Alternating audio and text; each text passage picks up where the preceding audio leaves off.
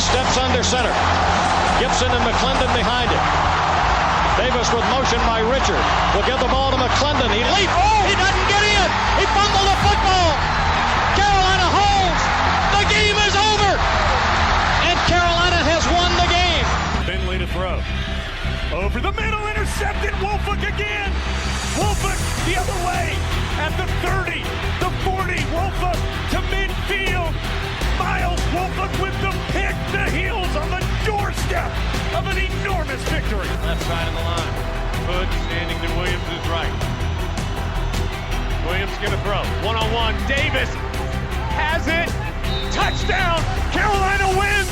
Carolina is the Coastal Division champion. Bernard fields it at the 26. Heading to the far side. Gio at the 35. Gio is at the 50. No, he's not. Yes, he is. Gio is going to take it for a touchdown. Are you kidding me? Connor Barth for the possible win. Snap, spot, kick away, high enough, long enough. It's good! It's good! Carolina has won the game on a 42-yard field goal by freshman Connor Barth. Good gosh, dirty! This is the Heel Tough Blog Podcast. Hey guys, and welcome in to another edition of the Heel Tough Blog Podcast. It's Anthony Pagnotta with you, and jumping on to talk about everything that's going on around college football, how it affects the ACC and Carolina, and we will also look at how the NCHSAA delaying their season until the spring will affect Tar Heel commit. So as I mentioned, we'll jump right in here with everything that's going on around college football. Coming up, college football and college hoops writer Aaron Torres, Fox Sports radio host as well, and host of the Aaron Torres podcast. He's going to be on with us to talk about it. But wanted to talk a little bit about my opinion out of the gate here. As you guys may have seen on the Heel Tough blog, posted the other night after the We Want to Play hashtag sort of started trending. And you know, this has been a fluid situation. I'm going to be honest with you. You know, when you look at everything that's going on in college athletics, and you know, it really all comes down to liability. That's the biggest thing that I think everybody is sort of been talking about here over the last couple of days. You know, who is held liable if these guys end up taking the field? You know, the players are really looking towards the university, hoping that they're going to find a way to help them out, have something in place for them if they end up having to play this season. While the universities are saying, look, we don't want to be held liable for this. That's just too much on our plate. We don't want anything bad happening to any of these guys. And, you know, again, that's understandable as well. That you could see both sides of the argument. But, of course, everything was sort of set in motion. Motions were sort of, put at their peak here recently when the Big Ten decided to go ahead and cancel their season for 2020. They are going to attempt to play in the spring of 2021 is what they are saying. The Pac-12 also canceling their season, a little less optimistic, saying they will look into trying to play spring football, but it seems very unlikely that they will. I think the biggest problem that a lot of people have with the Big Ten, and rightfully so, is when you look at what the Big Ten statement was. It was basically that they don't feel that it's safe for these guys to go and play competition, you know, against each other in any of the fall sports, not only just football, but especially football. Basically saying that, you know, when you look at, you know, everything that's been going on with coronavirus, when you look at some of the, you know, hard issues that we're now saying could, you know, or looking at that could be associated with this disease, that, you know, hey, it's just way too much of a risk for these guys to go out there, play games on Saturdays with guys that, you know, maybe, you know, could potentially end up having the coronavirus. The biggest problem for that, you know, with that for me, is when you look at, you know, first of all, the statement made by Wisconsin Athletic Director Barry Alvarez yesterday says that no games will be played, but that players will still go to class and they will still work out 20 hours a week. And you may be saying to yourself, well, doesn't that seem like it's healthier than going out there and playing a contact sport like football?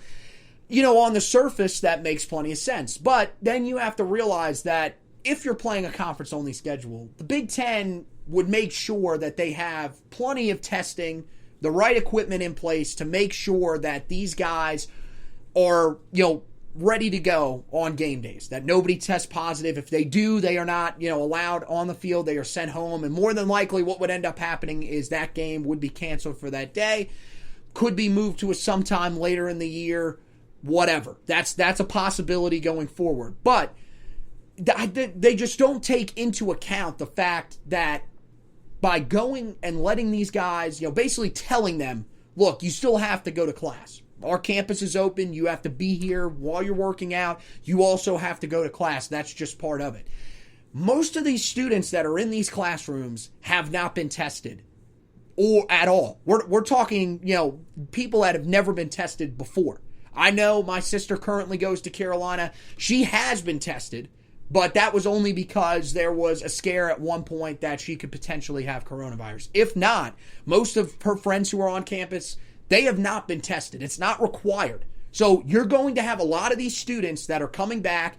They haven't been tested recently. Most of them have never been tested for coronavirus, and they do not require that they get tested for coronavirus as of what we know. Again, we're not, being that, I cover Tar Heel football and Tar Heel basketball. I'm not really quite as in-depth, my knowledge isn't quite as in-depth on the Big Ten schools and their policies for this upcoming school year. That's not one of the things that I'm really as well versed in. But from everything that I've seen, there are no specific testing protocols in place, and definitely not at the same level that there is going to be for the athletes that are on campus. So, my biggest question to Kevin Warren would be, how is it safe for these guys to go to class, go to workouts, do all this heavy lifting, which is still strenuous work on their bodies, which is another reason that you said that they shouldn't be out there playing a contact sport like football. It's way too strenuous. But then you turn around, Barry Alvarez, one of your athletic directors, probably one of your, I would say maybe your most respected, one of your most respected for sure, athletic directors in the conference, says we're still going to have these guys sort of prepare as if there is going to be a season at some point. They're still going to go through workouts, they're still going to go through drills, all that kind of stuff, but it's not safe to play games. They also still have to go to class. Makes absolutely no sense to me. I think that's one of the biggest reasons why right now so many people have problems with how the Big Ten handled everything. The other thing is that the Big Ten just kind of went ahead and did this on their own. We've talked about how, the Power 5 conferences, there were rumors, there have been rumors for years now that the Power 5 conferences could at one point look to separate from the rest of college athletics. And again, you can talk, for weeks on end about the positives and negatives of that, how it would affect other schools, that are not part of the Power 5, how it would affect Power 5 schools even. But look, when it comes down to it, you look at these 5 conferences, they're supposed to be in line with each other. All these conference commissioners are supposed to be able to communicate with each other. And that was ultimately what the thinking was from many of the other conferences, was that we're going to come to a decision together. Let's talk this out, and we'll figure out what we're going to do. Big Ten kind of went out on their own, did their own thing. Pac-12 ended up following. And again, when you compare the Pac-12 and Big Ten, it's completely different. Pac-12, just about every class or every school out there, if not every school, has already said that they will go to virtual learning. And if they haven't said it, then they probably will. Out west right now, most of those schools taking the very conservative route. They're saying, look, we're doing all online classes. Guys are not allowed even in the football facilities in certain areas. It makes sense to say, okay, the Pac-12, let's shut it down, try again in the spring. Because everything that they're doing as a whole around their universities are showing that they are taking these cautious steps. The Big Ten is not. They're pretty much wanting to still have class, continue somewhat normally with some decent, different protocols in place, very similar to how the ACC, SEC, and Big 12 schools are handling academics on their campus. But we're going to go ahead and cancel football, looking extremely hypocritical. Now, let's turn to the ACC and the SEC along with the Big 12 today. and really tell you what the effects for Carolina are at this point. As of right now, the ACC is saying that they are going off of the advice of Dr. Cameron Wolf, who is a medical official. He is part of the ACC Medical Advisory Group, actually the chair of the ACC Medical Advisory Group, and went to school at Duke. He's a guy that is very well respected in his career. It is in line with what the SEC Medical Committee is saying at this point too, which is that they believe a fall football season can be played safely as of right now. Now, they have said it's going to be expensive. It's going to take a lot of specific protocols in place that need to be followed to a T to make it happen. So again, it's still unlikely, but they are still saying that, look, there's a way for it to be played safely. We think that the environment that's being presented right now with all the testing that's in place for athletes, especially for football programs, probably gives these guys the safest environment that they could be in right now. We've heard that not only from medical professionals, that's the main opinion of a lot of the guys that are, attempting to play college football this season. They've already said they feel extremely safe with their teams. We've heard it from plenty of Tar Heel guys that have said, look, I feel like, Mack Brown and his staff are doing everything possible to make sure that it's safe for us to play.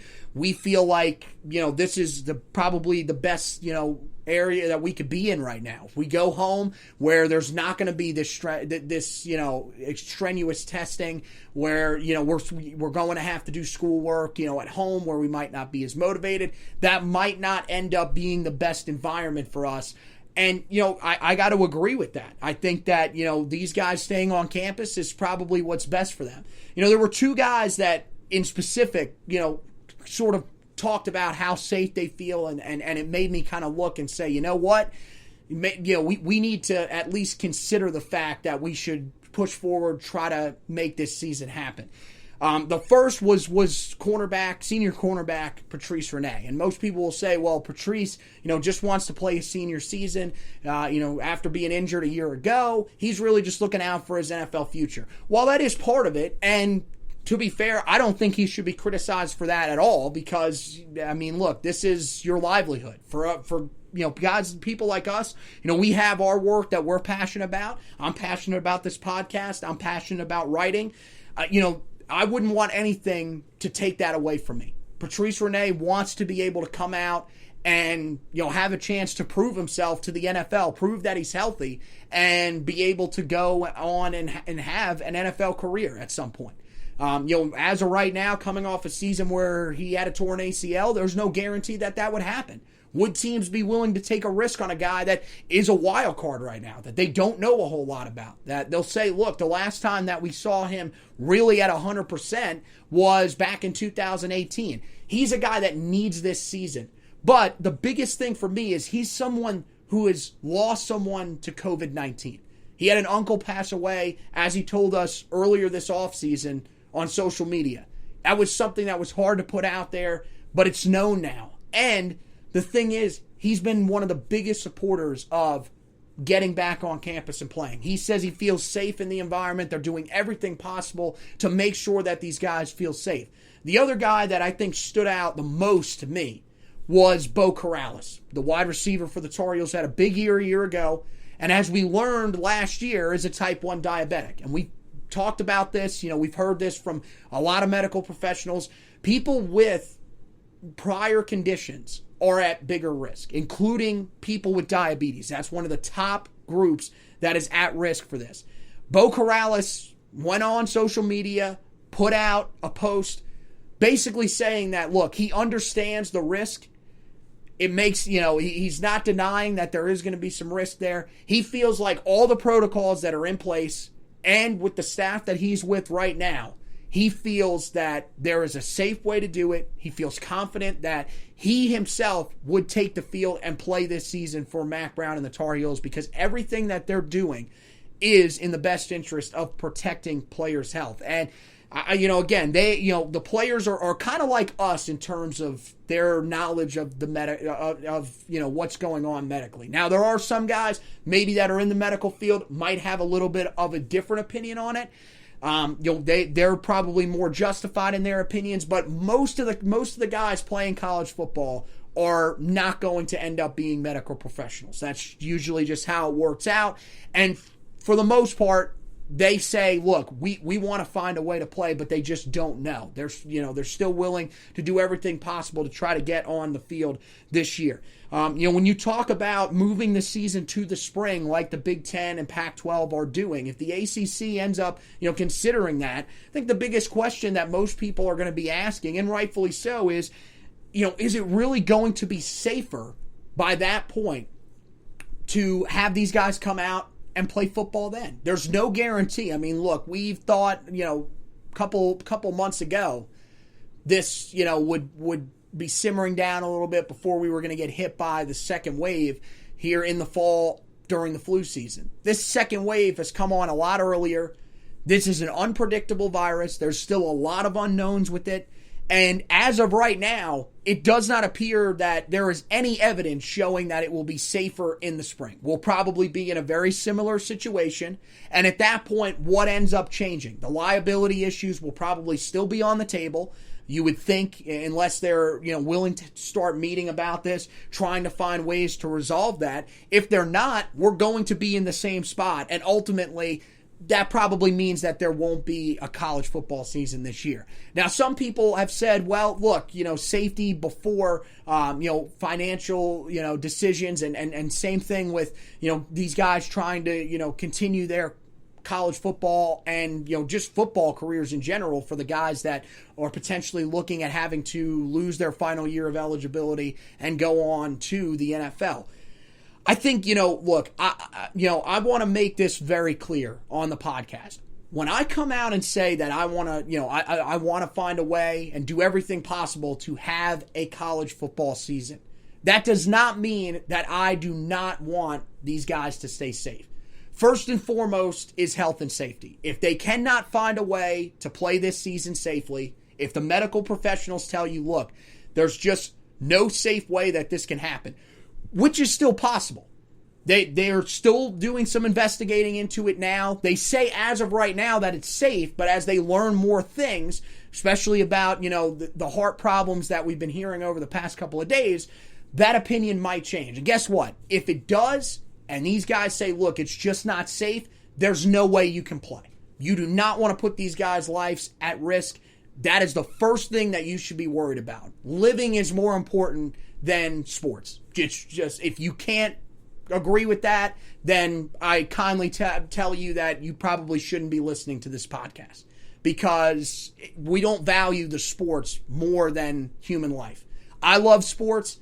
It's my life pretty much 365 days a year. This is what I do. I've been, doing this for about 5 years now, covering the Tar Heels. And I've been a sports fan my entire life. But when it comes down to it, the safety is what comes first.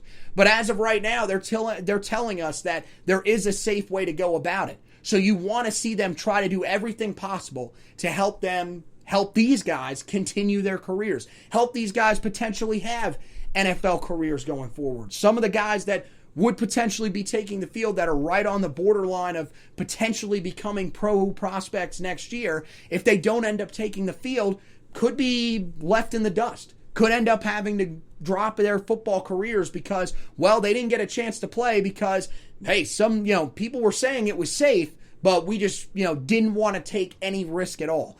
Ultimately, again, as I mentioned, I'll wrap it up with this before we go to Aaron Torres.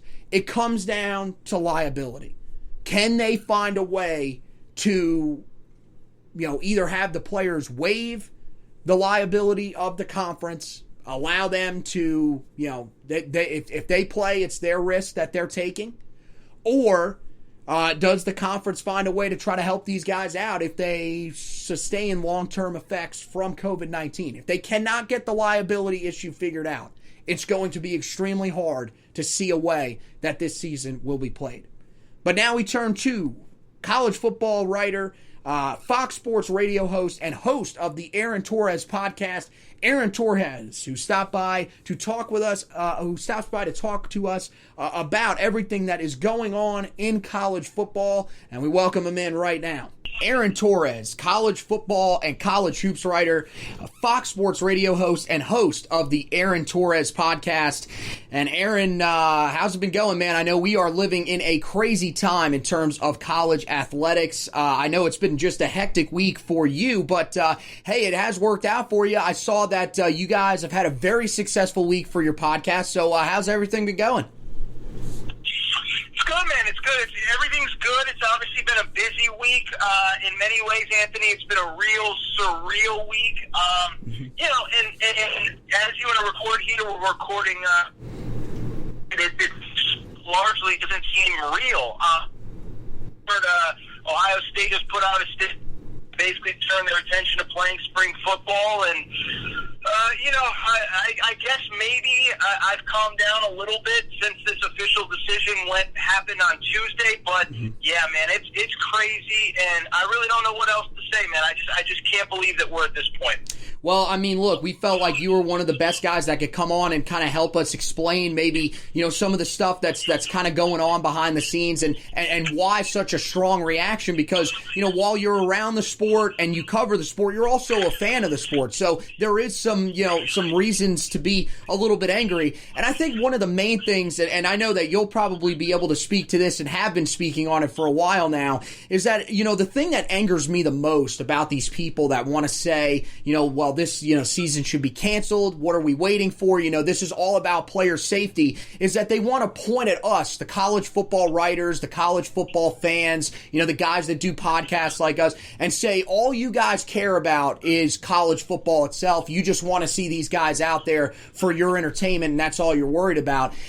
Do people not understand that you can want both things? You understand that if the season has to be canceled, then it does. But if there's a way that it can be played safely, then we want to see it, because, yeah, you know, we do want to see college football, and we want to see these guys on the field and advancing their careers, you know, this year as opposed to having to take it off. Is that kind of how you feel as well? Yeah. I mean, a couple things. You know, one, it's funny when people say, "Oh, you only care because you'll be out of a job." You know, I've been in the media for about 10, 11 years now. Real talk, Anthony, I've been laid off before through no fault of my own. Right. You know, numbers were good. I was one of the most productive people, and then I was at FoxSports.com, and they just shut down the whole website. And so, you know, I'm a chameleon. I'll adapt. I'll figure out a way. I'm not worried about myself.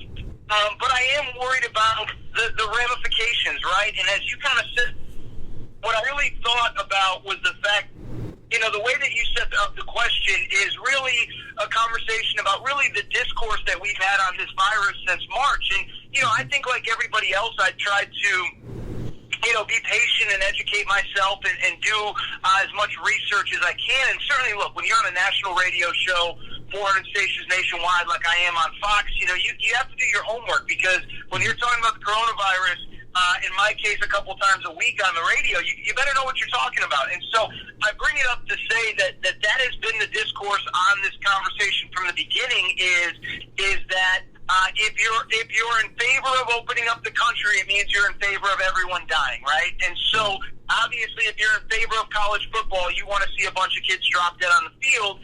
And, like, independent of the fact that we have no medical data that reflects that that's going to happen, we don't talk about what the ramifications are of no football. The ramifications of some of these campuses are closed and kids are going to be sent home. Now, some of the Big Ten campuses are staying open and kids will be able to use the facility. Don't get me wrong. That's not what I'm saying. Mm-hmm. But, you know, the mental health of the players that are sent, physical health, you know, the players that are going to be sent home with grandma and grandpa, the players that are from low-income houses, and I've talked to coaches that, you know, they have players that live in a two-bedroom apartment with 6, 7, 8 other people, and is it safe for them there? And so, you know, we can get into a bunch of different layers of this, Anthony, but, you know, the bottom line is this doesn't have to be a zero-sum game. It doesn't have to be, if you want football to be played, you want all of society to be open and you want people to drop dead in the streets, but we also do have to talk about the long-term ramifications for the players,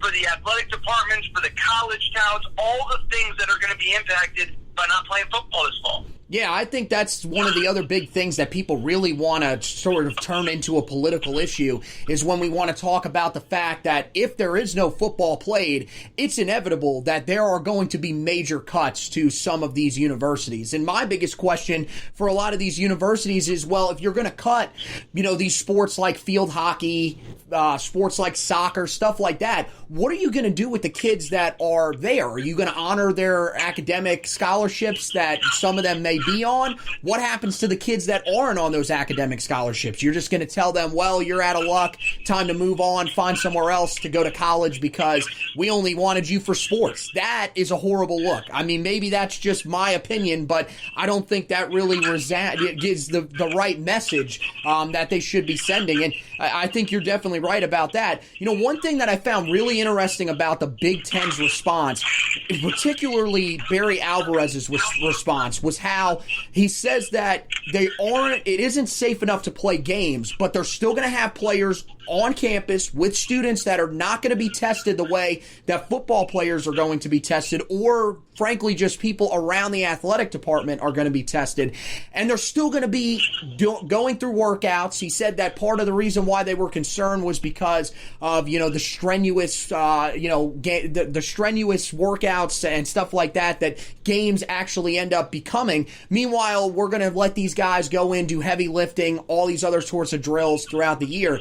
To me, that just seemed a little, it's very inconsistent. It makes, it doesn't seem like he really thought that out. Was that kind of your response to that as well? Yeah, and that's been pretty much my response, even since Sunday when this conversation really perked up that they were really seriously looking to go down this road, is that if the logic behind it made sense, I'd be okay. The analogy that I keep using is when the NCAA tournament was canceled. I was in Vegas for the Pac-12 tournament when I found out that the NCAA tournament was canceled. When that happened, we were all disappointed. But the logic behind it made sense. It was a new virus. We didn't know anything about it. We didn't know how it got transmitted. There was just no data to go off of that made it safe to send college kids all over the country to play basketball, hop on multiple flights, multiple hotel rooms, all that kind of stuff, 3 cities in 3 weekends. I had no problem with that. The problem that I have with the Big Ten is that their logic behind canceling the season makes no sense, and it's exactly what you just said, Anthony.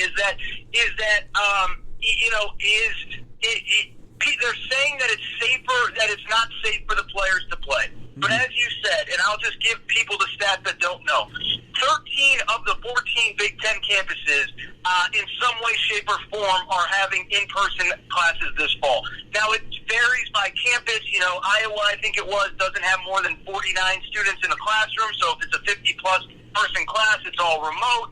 Some campuses are 50-50. But I bring all this up to say that, you take in that consideration that 13 of these 14 campuses have students. You take in the fact that we're now going to ask to play a spring football season on top of the fact that they want to return in the fall of 2021.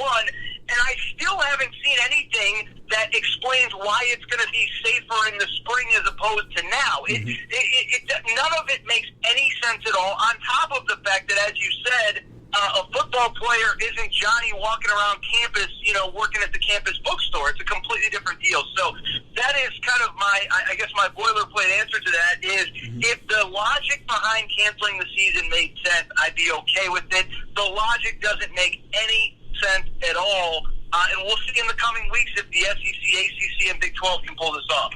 Well, yeah, and I think the thing that when you look at all of the plans and how everybody's going about it, the Pac-12, it makes sense because they're not having any in-person classes. Agreed. So that makes a ton of sense. But for the Big Ten, yeah, we're just going to act like we're going to go about everything on campus academically like things are relatively normal. You mentioned some campuses have some restrictions, but we're still going to let these guys go and work out. We're basically going to tell these guys, look, you've got to do all the tough parts to becoming a college athlete, but you're not going to get to reap the rewards of playing in games, having scouts see you, stuff like that. I just don't get it. You mentioned it, the ACC, SEC, and Big 12 kind of soldiering on.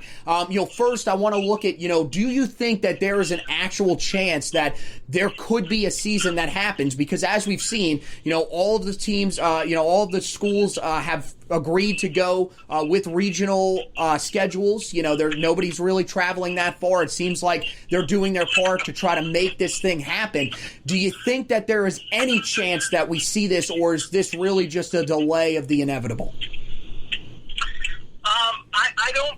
I believe that all three Power 5 conferences are pressing on trying to figure out a way. I never have once said, I don't think since this thing really ramped up, that we're definitively going to get football, or even necessarily that we should get football. But what I think the SEC, Big 12, and ACC are doing is doing what the Big 10 should have done. Use common logic. And I don't know if you saw this today, Anthony, but the Big 12, even in the last 24 hours, has put in new protocols about heart screenings and testing of the heart and things of that nature. And what that says is they're really taking this new information seriously, and they're really doing everything that they can to make sure that their student athletes are safe. And so, I think that's where most people's issue with the Big Ten was. And I'm so glad, by the way, Anthony, that you brought up the point about the Pac-12. I live in Pac-12 country. A bunch of these campuses aren't open to students. A bunch of the schools in California can't even get into their facility to work out. So it is a different deal in the Pac-12. But in the Big Ten, there were so many steps that could have been made. The Big 12 just pushed back their schedule to September 26th start date. You could have stayed outside of pads. You could have waited until students came back to campus. There were so many steps that you could take before you had to just outright cancel the season. It made no sense then. 24, 36 hours later, whatever it's been, it still makes no sense. I mean, it's just embarrassing and awful, the decision that was made, and it remains embarrassing and awful all these hours later. And Kevin Warren's making, some enemies out of the rest of these guys throughout the country. I mean, again, I can't really speak, for anyone outside of the ACC, because pretty much my timeline is ACC filled. But everybody that I've seen really was pretty ill about the way that he went about it. And one of the reasons why that's very concerning is because, there had been this idea here over the last couple of years that the Power 5 could kind of separate itself from the lower, non-group of 5 teams and the FCS and stuff like that, and kind of make it into their own entity. Does this really hurt the chances that we could see that anytime soon? Because from my perspective, I think it really puts a damper on those hopes. Yeah, it's interesting. I mean, I see both sides to that argument.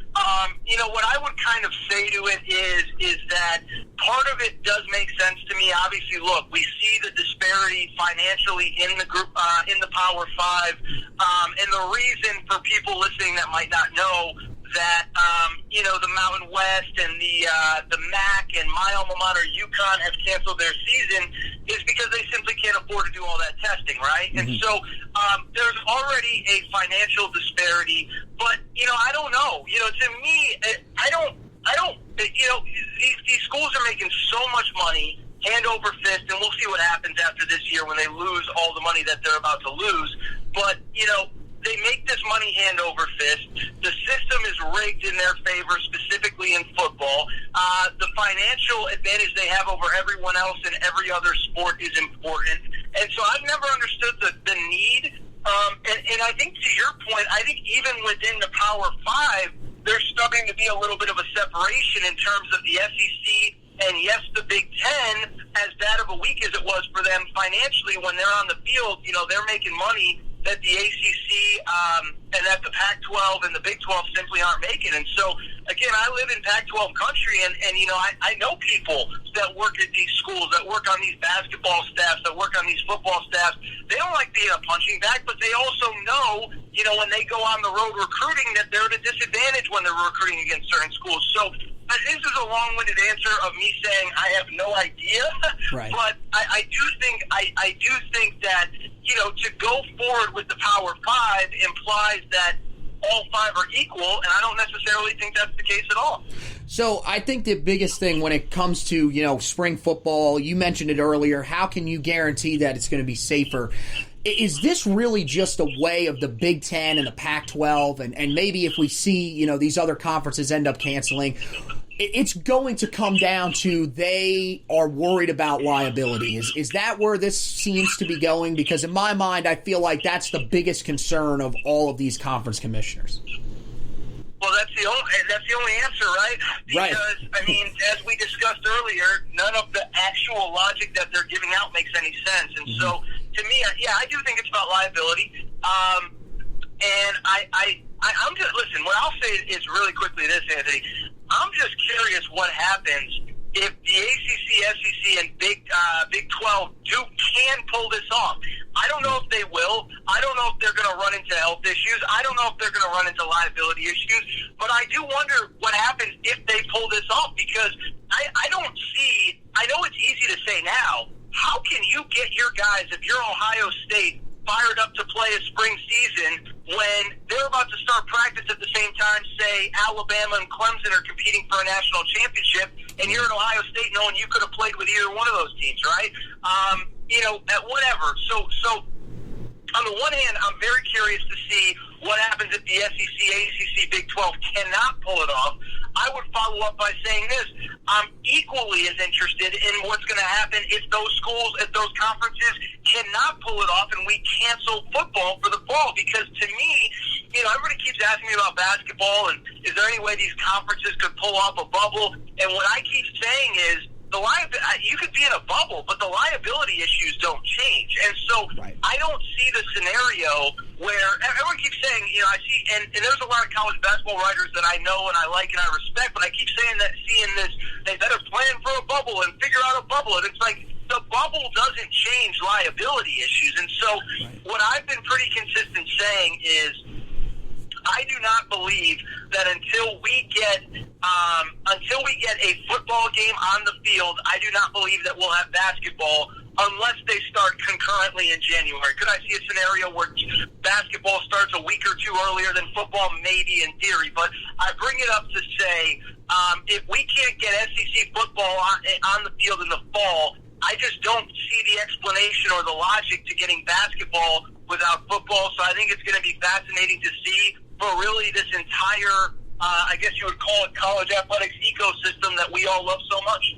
Well, I think the last thing I'll ask you, and then we'll get you out of here, when you talk about, this scenario, I think at this point you kind of have to address the we want to play group that's out there. Trevor Lawrence, Justin Fields, a lot of the guys have addressed that, and they've said, look. I don't know. They didn't really address them this week when they just squashed them by canceling the season. So, but continue. Right, but I'm saying in terms of us in the college football media, we have to at least address it that, they potentially are, doing everything they possibly can to try to get on the field. I think you're probably right. Ultimately, it's not going to matter, but do you see any scenario where these guys are saying, look, we'll do anything to play, where they'll sign waivers or something, waiving, any liability for these conferences? I would hope not from their perspective, because look, if these schools are going to send you out there, even if you want to go out there, they need to have some sort of help for you if something was to happen on the field or while you're participating this season and you come down with COVID and have some long-term effects. But do you think that it could ever get to that point where guys are just that desperate to get on the field that they'll say, look, we'll do anything? Well, I actually do disagree with you on that, because the way that I look at the liability conversation is that I think that we live in a liability world where I think that if we, whenever we open these stadiums, right, whenever you go to your next concert, whether you implicitly know it or not, when you buy a ticket, there's going to be some liability language on the back of the ticket that says if you catch COVID, you can't blame the Staples Center or the Dean's Dome or whatever. If we get 50% capacity at North Carolina basketball games, whether you know it or not, there's going to be something on your ticket that says that. So to me, I always thought the liability ask was kind of dumb, because we live in a liability world, and this is the world that we live in. But I don't think it matters. Listen, when somebody as powerful as Ryan Day or somebody as powerful as Scott Frost comes out and says, we want to play, and the Big Ten commissioner basically says, you try to play, you're not welcome in the Big Ten, I don't think that happens. So I don't know that matters, but I don't think that we should just, I'll say this, I don't know that we should give the players a complete pass on this either, because I do think that the liability thing, we all, patted them on the back for how courageous they were for standing up for their rights and stuff the other week. That's a part of the reason that we're not having this season right now. I don't think it's a coincidence that the two conferences that really came out vocal in this process, the Pac-12 and the Big Ten, are the two that have canceled their conference season so far. So anyway, man, I'm going a lot of different directions, but I really don't. It seems as though the Big Ten has put aside the possibility of a fall season. I think I speak for you, my man, and I think I speak for a lot of people when I say I don't agree. I think it's kind of dumb. Right. But it doesn't really matter what my opinion is.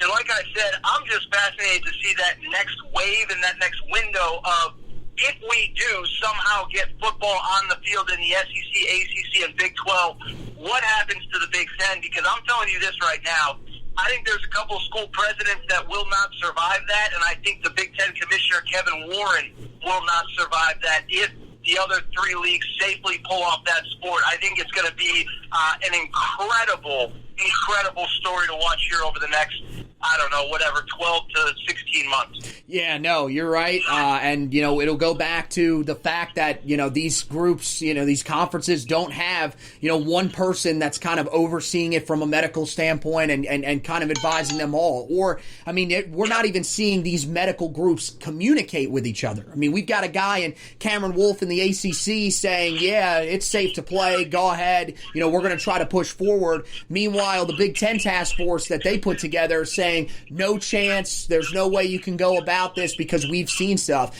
And I think the biggest thing that everybody is saying is, show us what you're talking about. Explain this to each other so that you can sort of make a decision together, because how does it make sense that there's information that both of you guys have that the other one doesn't, and we're like, well, we're going to keep it to ourselves? That makes absolutely no sense. That's just the dumbest thing ever. But this is college football right now. Unfortunately, it's starting to look like a political landscape, and I absolutely hate it because this is a sport that I love, and unfortunately, I think it's falling into that sort of category now where everybody says you got to pick a side. There's no down the middle, and it really stinks because I feel like on this there really is a middle ground. There's got to be a middle ground because that's the only way that you can get things done. But hey, Aaron, man.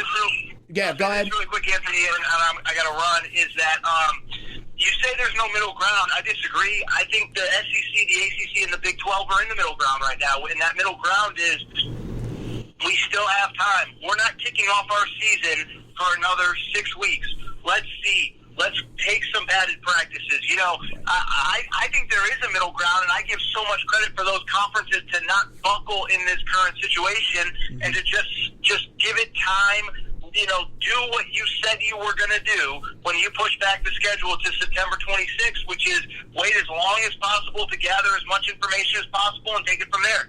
All right, Aaron Torres, college football, college hoops writer, also Fox Sports Radio host and host of the Aaron Torres podcast. Make sure you guys check that out. Hey, Aaron, thanks for your time, man. I know it's been a cramped schedule for you, but thanks for stopping by with us, and best of luck going forward. Hopefully, we'll be able to talk to you sometime down the line about some actual college football happening on the field, and it won't quite be this political landscape that it's turned into now.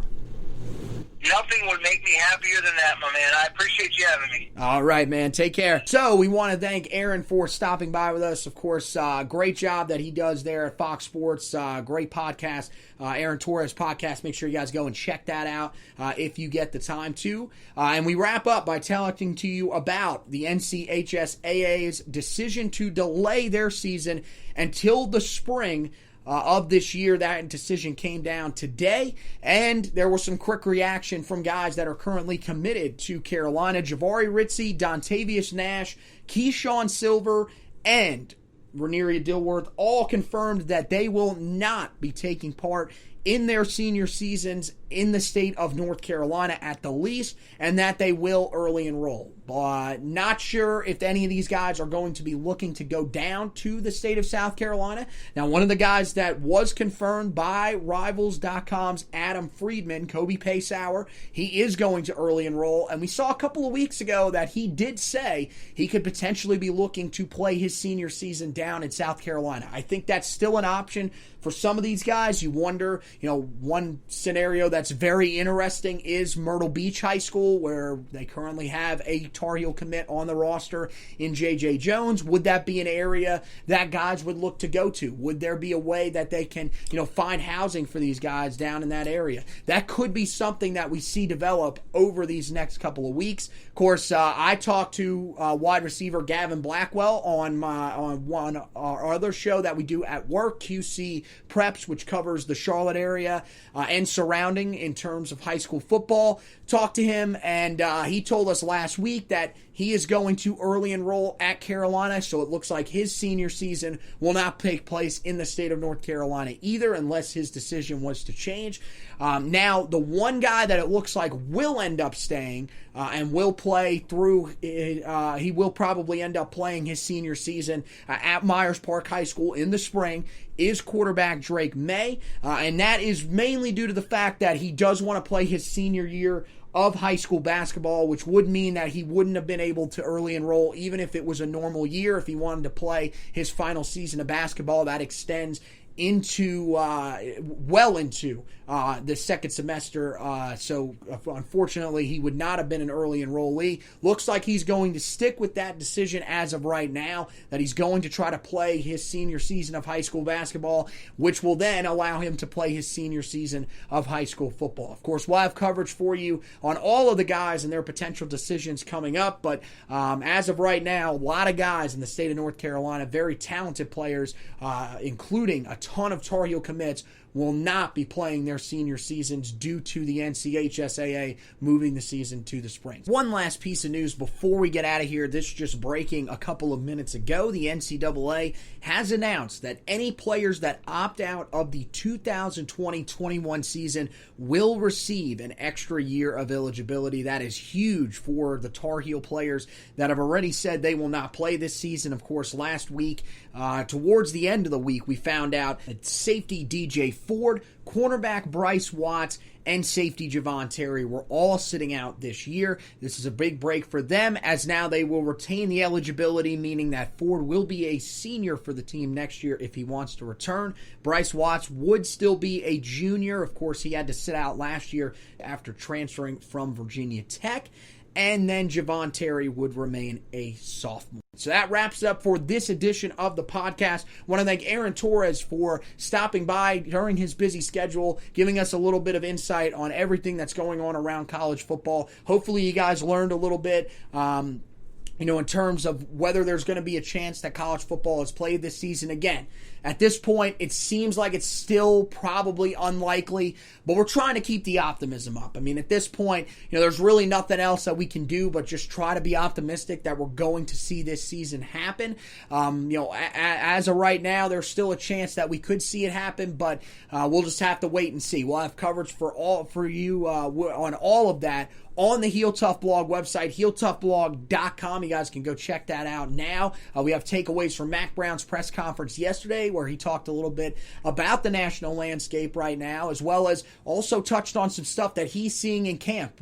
As of right now, to this point, none of the media members have been able to go inside of practice and sort of make their own observations. So everything that we're hearing from the coaching staff is what we're rolling with for right now. He had some great notes on some key guys that have really had pretty good starts to fall camp, including guys like Tyrone Hopper, as well as who else was in there? Ravo Osick was in there, Tamari Fox, Really, really good stuff from Mac Brown yesterday, so make sure you guys go and check that out on the website. Of course, there's some other great articles up there as well. As I said, you've got my opinionated article that you guys can go back and read. I went a little more in-depth tonight than I did in that article, but if you guys want to go read that, that's on the website as well. Plenty of other football coverage, even on the recruiting trail. We can go back to when Jared Wilson decommitted. We tell you about where Carolina can go going forward, and we'll have all sorts of updates for you coming up as we go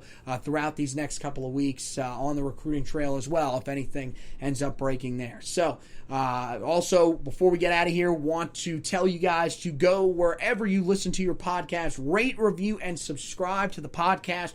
The rating and reviewing helps us move up some of those rankings, allows people to find the podcast more easily that haven't found it yet. So help those people out, help them find all this great content. And then the subscribe, well, that's for you so that you guys don't miss an episode of the podcast.